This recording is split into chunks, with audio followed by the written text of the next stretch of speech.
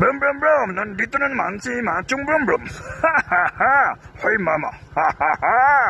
Mga kabrum brum, nakikita na naman tayo tutulog sa tabi ng kalsada mga kabrum brum.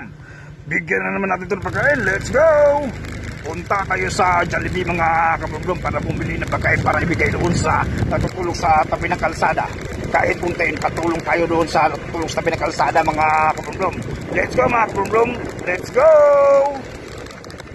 Dito na tayo sa Jollibee mga kabrum-brum. Pipili na tayo ng pagkain para ibigay doon sa natutulog sa tabi ng kalsada. Let's go mga kabrum, pasok tayo, let's go. Dito na tayo mga kabrum-brum, pipili tayo ng pagkain, let's go. Ito na mga kabrum-brum, nakabili na tayo ng pagkain sa Jollibee at may 500 pesos na pera. Ibigay na natin to kay nanay, let's go.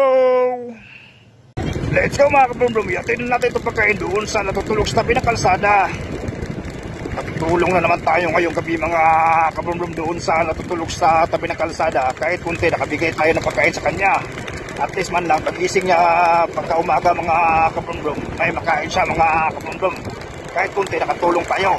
Let's go mga kabrum-brum, atid na natin itong pagkain, let's go. Nandun si ate mga kabrum-brum, lapitan natin para ibigay itong pagkain at saka 500 pesos, let's go. Dito siya mga kabrum-brum.